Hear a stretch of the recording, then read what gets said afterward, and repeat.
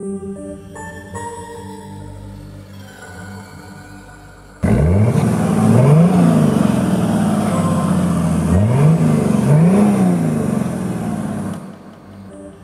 before these zombies attack, we want to thank everyone who has subscribed and watched our videos. Please continue doing so, we really appreciate it. It fuels our fire to continue doing this. But back to cars, I mean zombies. Mr. Regular just reviewed his own bike and said that when the time of nuclear holocaust combined with zombie apocalypse is at hand, the Suzuki DR650 is the correct tool for the great escape. The frozen north begs to disagree, Mr. Regular.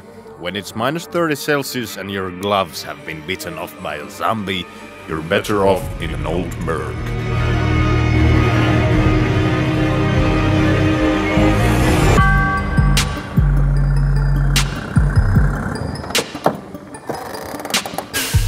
This is what we're talking about. It's the sort of Mercedes that's seen as indestructible. And especially when it's equipped with the legendary diesel. With the power output of approximately 20 horsepowers, it deserves to be called understressed at least.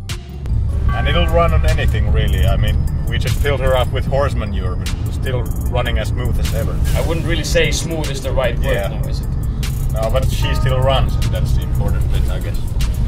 In addition to this, there are no modern or complex electronics or control modules. There are no modern electronics or control modules. The diesel supply and the automatic gearbox are controlled by, well, things that work. Pig iron and Frank Sinatra's singing voice and Ron Jeremy's pubic hair. And that's the right recipe for escaping a zombie invasion, right? Yep. This rugged dependability has been thoroughly tested by almost everything that this planet has had to throw at it. From the extreme heat and fine dust from the African desert to the coldest cold start in the coldest Monday morning of Laplandish January, it has survived the lot. But motorsports has never really been the old-merc forte, has it? No, I think it got overshadowed by the BMWs back in the 80s. Yeah, the only motorsporty Merc was the 190 Evo from this period, but the M3 sold better and it ran better on tracks and it won basically everything. Yeah. But could this kind of nuclear holocaust special even do motorsports? Well, does it handle well?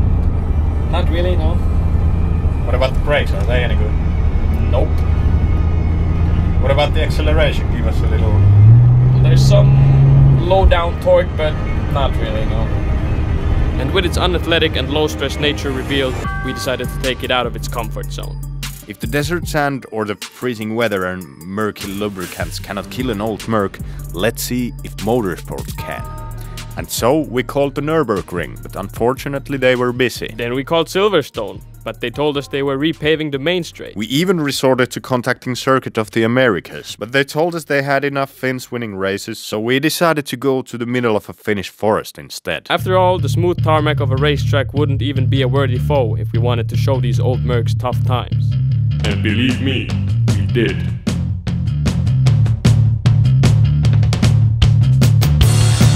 We were divided into 3 teams. Each would have 3 drivers. All teams were filled with highly skilled drivers, but Team FCG was feeling confident. After all, we were the Finnish car guys, accompanied by our guest driver who represented an energy drink company. So we knew he was going to be fast.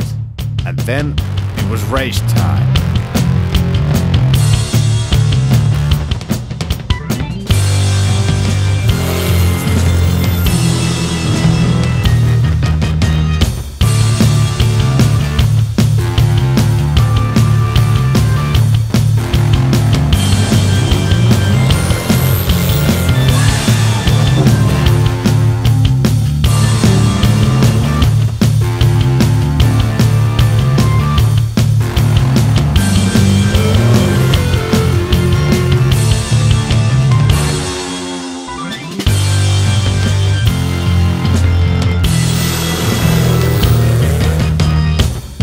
First one to give up was the oldest one of the lots, powered by a 6-cylinder petrol engine.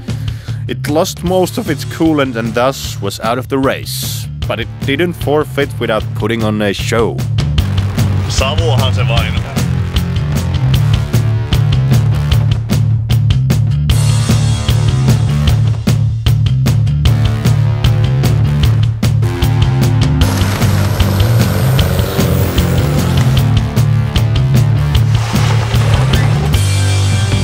After a while, the other petrol-powered car, the much more recent C-Class, started showing some signs of wear and tear. But as it turned out, most of its mysterious gremlins were due to a loose battery connection. So a short fix later, it was back in the race.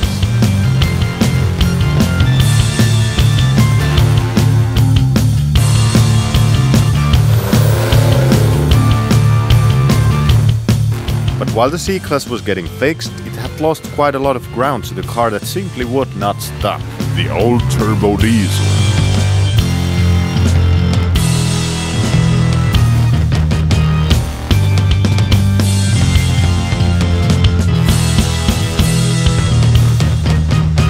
The only mechanical damage that struck it during the whole evening was one flat tire. And so, to absolutely no one's surprise, from these quiet Finnish forests, the good old diesel Merc emerged a winner.